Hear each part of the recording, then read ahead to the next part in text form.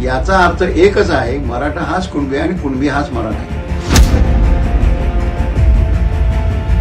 कुणबी हाच मराठा जर आहे तर मग नुसता मराठा कुठून आला? काही मराठे हे स्वतःला जास्त श्रेष्ठ समजू लागले आणि ते स्वतःला राजे समजू लागले. शिवाजी महाराजांनाही ते कमीतले मानू लागले. गरीब का श्रीमंत हा जातीचा प्रश्न नाही. जात ही शोषित आहे की नाही, जात ही आर्थिक आणि सामाजिक दृष्ट्या मागासलेली, शैक्षणिक, आर्थिक आणि सामाजिक दृष्ट्या संयुक्तपणे मागासलेली आहे की नाही, हा प्रश्न आहे. या मतांची काळजी केली तर तिकडची मतं जातील असा न्याय द्यायचा नसतो ना. जरांगे पाटील यांच्या नेतृत्वाखालचं आंदोलन हे आंतरवलीला सुरू झालं. खरं म्हणजे हे जे आंदोलन आहे, या आंदोलनाच्या मध्ये जरांगे पाटील हे नेतृत्वामध्ये असताना असं नाही की ते महाराष्ट्रातलं काहीतरी प्रस्थापित आधीच महाराष्ट्र पातळीवरचं नेतृत्व होतं आणि त्यांनी आंदोलन सुरू केलं. या आंदोलनातून ते महाराष्ट्र पातळीवरचे नेते आता बनलेले आहेत. त्यामुळे एक जो सामान्यपणे चळवळीतला, वेगळ्या तऱ्हेच्या पातळीवरच्या चळवळीतला, स्थानिक चळवळीतला कार्यकर्ता म्हणून त्यांनी आंदोलनं केलेली होती आणि त्याचा भाग म्हणून याही प्रकारचं आंदोलन त्यांनी सुरू केलं आणि या आंदोलनाच्या मध्ये मराठा जातीला आरक्षण मिळालं पाहिजे हा मुद्दा घेऊन त्यांनी ते आंदोलन तीव्र करत नेलं.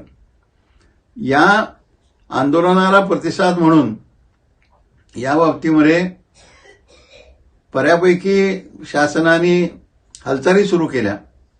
याच्या बाबतीमध्ये चर्चा झाल्या, पण चर्चांच्या आधी प्रचंड प्रमाणामध्ये अन्यायकारक रीतीनं लाठीचार्ज करण्यात आला. हा लाठीचार्ज केल्यामुळं लोक जखमी झाले, छरे मारले गेले, रबरी गोळ्या मारल्या गेल्या. या सगळ्यामुळे लोकांना, आता काही लोक अजूनही हॉस्पिटलमध्ये आहेत, काहीही तिथे दंगाधोपा झालेला नसताना, कुठलंही हिंसक आंदोलन झालेलं नसताना हा प्रकार घडला. त्यामुळे महाराष्ट्रामध्ये एक संतापाची लाट ही आलेली आहे. आणि यानंतर मग जी प्रतिक्रिया महाराष्ट्रावर आली त्यामुळे शासनाला बोलावं लागलं. मग ते सर्वपक्षीय कमिटी तयार झाली, त्या कमिटीची चर्चा झाली आणि शेवटी असं सांगण्यात आलं की आम्हाला वेळ द्या. मग ती 30 दिवसाचा वेळ ते मागत होते. जरांगे पाटलांनी सांगितलं की 40 दिवस आम्ही तुम्हाला देतो. आता 40 दिवस उलटून गेलेले आहेत आणि आता आंदोलन पुन्हा सुरू झालेलं आहे.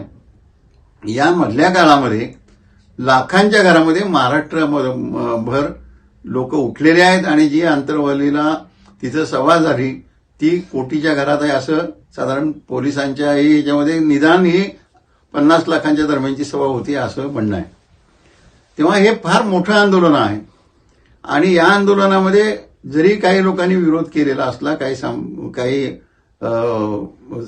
जाती जमातींच्या ज्या विशेषतः ओबीसी समाजातून त्याला प्रतिक्रिया जरी आलेल्या असल्या तरी सुद्धा असं काहीतरी तीव्र आंदोलन याच्या विरोधात असं झालेलं आहे अशी काही महाराष्ट्रातली परिस्थिती नाही. आणि ह्या पार्श्वभूमीवर त्यांनी जी कमिटी नेमली सरकारनं, त्या कमिटीचा रिपोर्ट अजूनही आलेला नसल्यामुळे आता आम्हाला आणखीन वेळ द्या असं 40 दिवसांनंतर सांगण्यात आलेलं आहे. आणि आता जरांगे पाटलांचं म्हणणं आहे की आता तुम्हाला वेळ देण्याचं काही कारण नाही आम्हाला, कारण वेळ भरपूर दिलेला आहे. तुम्हाला 5000 पुरावे तुम्ही तुमच्याच कमिटीनं शोधलेले आहेत, कमिटीनं कामच केलं नाही आणि आता 5000 पुरावे आमच्या सोर्सेसमधून आम्ही तुम्हाला, म्हणजे 10,000 पुरावे आता झालेले आहेत आणि मग तुम्हाला कसलं आता तिथं काय संशोधन करायचं. आणि या टप्प्यावर आता हे आमरण उपोषण पुन्हा सुरू झालेलं आहे आणि यामध्ये आता 3ऱ्या दिवशी सुद्धा कसल्याच प्रकारे पाणी वगैरे न घेतल्यामुळे जरांगे पाटलांची तब्येत ही आजच पाहिलं आपण आजच्या सकाळच्या त्यांच्या मुलाखतीमध्ये तर ती ढासळलेली आहे अशी परिस्थिती आहे. या पार्श्वभूमीवर काय वस्तुस्थिती आहे, सरकारच्या भूमिकेच्या बाबतीमध्ये काय आपण म्हणू शकतो, हा महत्वाचा मुद्दा आहे. खरं म्हणजे मराठा क्रांती मोर्चाच्या वेळेला सुद्धा आम्ही या सगळ्या मोर्चांच्या मध्ये वेगळ्या प्रकारे सहभाग केलेला होता की या मोर्चामध्ये कोणीही पुढारी आणि मराठा समाजातले सुद्धा प्रस्थापित पुढारी पण जे आहेत त्यांनी इथं येता कामा नये आणि त्यांनी हे येण्याचा त्यांना अधिकारच नाही आहे. आणि ते जे इतकी वर्ष सत्ता उपभोगत आहेत त्यांना हा अधिकार प्राप्तच होत नाही, कारण त्यांनी या सगळ्या वर्षांच्या मध्ये स्वातंत्र्यानंतर काही केलेलं नाही. आणि मग त्यावेळेला आम्ही अभ्यास केला. तोच अभ्यास जरी जरांगे पाटलांनी आजही त्याच्या आधारावर आणि सरकारने त्याच्या आधारावर काम केलं तर इतके दिवस लागण्याचा संबंधच नाही असं आमचं स्पष्ट म्हणणं आहे. कारण त्यावेळेलाही आम्ही असं म्हटलेलं होतं की 1881 साली जनगणना झालेली आहे. ती जनगणना ब्रिटिश सरकारने केलेली आहे आणि या जनगणनेमध्ये सर्वच चित्र आजचा महाराष्ट्र आणि त्यावेळेला जे काही निजामाचं राज्य होतं त्या सगळ्या भागातलं चित्र हे या जनगणनेमध्ये स्पष्टपणे पुढे आलेलं आहे. कारण त्यावेळेला जनगणना ही देशभर झालेली होती, केलेली आहे त्यांनी. या जनगणनेमध्ये काय दिसतं, या जनगणनेचा उल्लेख हा 1884च्या गॅझेटियर्स जे आहेत त्यामध्ये संपूर्ण देशभर त्या भागातल्या परिस्थितीचा उल्लेख आलेला आहे. 1884ची जी गॅझेटियर्स आहेत त्यामध्ये स्पष्टपणे असं म्हटलेलं आहे की 1881ला जी जनगणना झाली त्या जनगणनेप्रमाणे जर पाहिलं आणि अभ्यास केला तर मराठा आणि कुणबी हे पर्यायीवाची शब्द आहेत. याचा अर्थ एकच आहे, मराठा हाच कुणबी आणि कुणबी हाच मराठा आहे. आणि मग कुणबी हाच मराठा जर आहे तर मग नुसता मराठा कुठून आला? नुसता मराठा नाहीच आहे. होता का कधी नुसता मराठा? तर नुसता मराठा जो आला तो काही मराठे हे स्वतःला जास्त श्रेष्ठ समजू लागले आणि ते स्वतःला राजे समजू लागले. शिवाजी महाराजांनाही ते कमीतले मानू लागले. अशा तऱ्हेचे जे मराठे होते त्या मराठ्यांनी म्हणायला सुरुवात केली की आम्ही राजपूतांच्या लेवलचे आहोत, आम्ही असे आहोत, आम्ही तसे आहोत आणि बाकीचे मराठे हे कमीतले आहेत. म्हणजे ह्यांची संख्या किती आहे? यांची संख्या एकूण मराठ्यांच्या महाराष्ट्रभर जरी विचार केला तर 2% सुद्धा सापडणार नाही. 1% कमी आहे. 1% कमी आहे. आणि मग उरलेल्या मराठ्यांचं काय? हा गरीब आणि श्रीमंतीचा प्रश्न नाही. हे काही जण आता म्हणतात की गरीब मराठ्यांना मिळालं पाहिजे. ते संभाजीराजे म्हणून घेणारे जे आहेत ते पण गेले होते परवा तिथे. परवा इथले सातारचे सुद्धा उदयनजी भोसले बोलले, त्यांच्याही बोलण्यामध्ये ते होतं. प्रश्न तो नाही, गरीब का श्रीमंत हा जातीचा प्रश्न नाही. जात ही शोषित आहे की नाही, जात ही आर्थिक आणि सामाजिक दृष्ट्या मागासलेली, शैक्षणिक आर्थिक आणि सामाजिक दृष्ट्या संयुक्तपणे मागासलेली आहे की नाही हा प्रश्न आहे. आणि त्या निकषावरच हे कुणबी जे आहेत ते मागासलेले आहेत. अशा तऱ्हेचं संपूर्ण चित्र या जनगणनेमध्ये आहे. ही जनगणना ही 1930-31 पर्यंत झालेली आहे आणि या संपूर्ण 31-31 पर्यंतच्या जनगणनेमध्ये कुणबी म्हणूनच हे लोक नियुक्त झालेले आहेत, हे निश्चित झालेले आहेत आणि त्यांना त्या पद्धतीनं जनगणनेमध्ये नोंदवलेलं आहे. पण 1884च्या गॅझेटियर्समध्ये एक चॅप्टर आहे. त्या चॅप्टरमध्ये असं म्हटलंय की काही लोक, हे 1884 आहे लक्षात ठेवा, काही लोक असे म्हणून घेतात की आम्ही कुणबी नाही, आम्ही सर्वसामान्य मराठी जे म्हणून घेतात तसे नाही, आम्ही त्याच्यापेक्षा उच्च आहोत आणि त्यांच्या चालीरीती ह्या कुणबी मराठा लोकांच्या चालीरीती सारख्याच असल्या तरी सुद्धा ते त्यातले स्वतःला मानत नाहीत. तर आता प्रश्न असा आहे की त्याचंच प्रतिबिंब हे वेगवेगळ्या लोकांनी, राजकारणातल्या लोकांनी, जे कदम म्हणून एक कोणतरी आहेत, राणे म्हणून एक कोणतरी आहेत, यांनी जे स्टेटमेंट्स केलेले आहेत की आम्हाला आरक्षण नको आहे. तर आरक्षणाची काही सक्ती नाही ना, तुम्ही आरक्षण घ्या म्हणून. आरक्षण तुम्ही घेतलंच पाहिजे. आणि तुम्ही म्हणत असाल की आम्ही कुणबी नाही तर तुम्ही तसं शपथपत्र द्या किंवा तुम्ही जाहीर करा आम्हाला नको आहे ते म्हणून.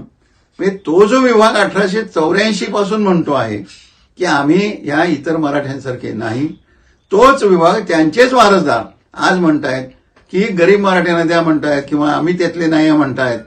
तर यांच्या म्हणण्याचा काहीही संबंध या चर्चेशी ऑफिशियली नाही, कागदपत्राच्या आधारावर गेलं पाहिजे. मग हे 1930-31 पर्यंतची जी काही संपूर्ण जनगणनेची कागदपत्र गॅझेटियर्स जे आहेत ते गॅझेटियर्स आजही रिप्रिंट होतात. 1884 सालची गॅझेटियर्स आजही शासन पुन्हा प्रिंट करत असतं. त्यामुळे हे सगळं रेकॉर्ड हे तिथं असताना नवीन शोध घ्यायला आणि कमिटी नेमायची गरज काय? कमिटी जर नेमायची असली तर ती शोध घेण्यासाठी दप्तर तिथं शोधावं ना मंत्रालयामध्ये. मग ते आणखीन कुठं पूर्वीच्या ह्याच्यामध्ये पुण्याच्या ह्याच्यामध्ये असेल किंवा कुठं असेल ते दप्तर शोधायला पाहिजे. ज्यार्थी तुम्ही गॅझेटियर्स छापताय त्यार्थी दप्तर आहे. 1884 गॅझेटियर्स आता पुन्हा ताजी मिळतात बाजारामध्ये गव्हर्नमेंटच्या प्रेसमध्ये. तेव्हा ही शोधली की संपला प्रश्न. यामध्ये कुठलाही घटनात्मक अडचण येणार नाही आणि कुठल्याही घटनेच्या तरतुदींना चॅलेंज होत नाही. त्याचबरोबर यामध्ये आत्ताचा जो आरक्षणाचा जो काही मुद्दा आहे, कायदा आहे, त्यालाही कुठं फ्लाउट होत नाही. आणि जरांगे पाटलांचं म्हणणं काय आहे की कुणबी सर्टिफिकेट सर्रास द्या, ज्यांना नको आहे त्यांना देऊ नका. तेव्हा कुणबी सर्टिफिकेट देण्याला अडचण येण्याची परिस्थिती रेकॉर्डमध्येच नाही आहे. मग इतके दिवस द्या, तितके दिवस द्या, गावोगाव फिरा, तिथनं जमा करा, हे काय नाटक चाललेलं आहे. आणि हे म्हणणं आम्ही पूर्वीच्या 10 वर्ष होऊन गेली आता या सगळ्या ह्याच्यामध्ये म्हटलेलं होतं. त्याच्यावर एक अंक निघालेला होता आणि हे सगळं सरकारपर्यंत त्यावेळेला पोचलेलं होतं. म्हणजे त्यावेळचं सरकार असेल, यावेळचं सरकार असेल, आता असलेलं सरकार असेल, यांचं म्हणणं काय आहे मग?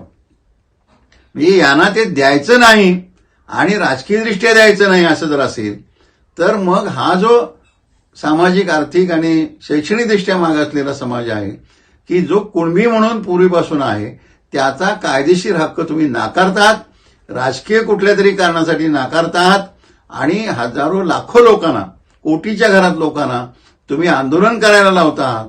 ही परिस्थिती ही लोकशाहीला बाधक आहे. ही परिस्थिती हुकुमशाहीच्या पद्धतीनं व्यवहार करणारी परिस्थिती आहे. तेव्हा हे ताबडतोब बंद झालं पाहिजे. जे काही शास्त्रीयदृष्ट्या अभ्यासाच्या आधारावर आम्ही मांडतो आहोत ते त्यांनाही माहिती आहे. खरं म्हणजे त्यातल्या बऱ्याच लोकांना माहिती आहे आणि ही कागदपत्र त्यांच्या जवळच आहेत. तेव्हा आमचं म्हणणं असं राहील, माझं म्हणणं स्वतःचं असं राहील की हे आता परिस्थिती जी चिघळलेली म्हणजे काय कोणी दंगा केलेला नाही आहे, परंतु सगळीकडे आंदोलनं चालू आहे शांततेच्या मार्गाने आणि जरांगे पाटलांचा जीव आता पणाला लागलेला आहे. का तुम्ही हे सगळं करताय? कशासाठी करताय? याला दिल्लीचा काय संबंध आहे? याला पंतप्रधानांचा काय संबंध आहे? याला काही पंतप्रधान किंवा दिल्ली आणखीन तिथल्या निर्णयाचा संबंध नाही. हा सरळ रेकॉर्डचा प्रश्न आहे आणि रेकॉर्डचा प्रश्न हा राजकीय सामाजिक प्रश्न करून कुठल्या जातीला काय वाटेल, कुठल्या जातीला काय वाटेल हा प्रश्न नाही. रेकॉर्डमध्ये खरं काय आहे हाच प्रश्न आहे आणि तो त्या पातळीवरच सोडवला पाहिजे. जर रेकॉर्डमध्ये हे कुणबी आहेत आणि आत्ताची जी काही त्यांची पिढी आहे त्यांच्या पूर्वीच्या जनगणनेप्रमाणे त्याचे वारसदार पुढे आहेतच किंवा आरक्षण आता देतो म्हणायला अडचण असण्याचं कारण काहीही नाही. आणि हे पुराव्यानिशी सांगायचं झालं GR काढताना तर हे पुरावे सांगतोय हे लिहावं, त्यामध्ये पान नंबर लिहावा, कुठे हे म्हटलेलं आहे, कुठल्या कुठल्या गॅझेटियर्समध्ये म्हटलेलं आहे. आणि फक्त प्रश्न येईल की हैदराबादकडे ती जर गॅझेटियर्स गेलेली असतील, ती गॅझेटियर्स किंवा काही मध्य प्रदेशात गेलेली असतील तर ती गॅझेटियर्स आणण्याचा प्रश्न आहे. मध्य प्रदेशाचा मुद्दाच नाही, कारण विदर्भामध्ये आरक्षण हे त्याच वेळेला पंजाबराव देशमुखांनी हे जाणतेपणानं केलेलं असल्यामुळे तिथलं शोधण्याचाही मुद्दा राहिलेला नाही. तेव्हा बाकीच्या सर्व ठिकाणी आता रेकॉर्ड तयार आहे. तेव्हा आमचं म्हणणं की हे चाललंय मग कशासाठी? विरोधी पक्ष सुद्धा जे कोण आहेत हे कमिटमेंट द्यायला तयार नाहीत. म्हणजे का कमिटमेंट द्यायला तयार नाहीत? हे कशाला घाबरत आहेत? म्हणजे जर सत्य सांगायला जर तुम्हाला अशी भीती वाटत असेल की आमच्या मतांची ह्या मतांची काळजी केली तर तिकडची मतं जातील, असा न्याय द्यायचा नसतो ना. न्याय द्यायचा जर असेल तर तो न्याय रेकॉर्डच्या आधारावरच द्यायला पाहिजे. कोर्ट न्याय देताना जसं देतं तसाच न्याय द्यायला पाहिजे. आणि आता करू दे ना चॅलेंज. तुमचा जर पुरावा स्पष्ट नसल्यामुळे तुम्ही तिथं पराभूत झालेला होता, तर हा पुरावा दिला तर तुमचा पराभवच होणं शक्य नाही आहे. आणि सरकार यामध्ये काही मागं सरकारला जाण्याचे कारणच नाही. तेव्हा त्या दृष्टीनं मी असं म्हणेन की जर चर्चा करायचीच झाली तर याच्यावर करावी. आणखीन एक दोन दिवसाच्या आत हे सगळं होऊ शकते. खरं म्हणजे परवा दिवशीपर्यंत सुद्धा या आधारावर त्यांचा GR निघू शकायला पाहिजे, हे माझं या सगळ्या पार्श्वभूमीवर म्हणणं आहे. आणि त्या दृष्टीनं ताबडतोबीनं सरकारनं पावलं टाकावीत असं आवाहन मी सरकारला करेन.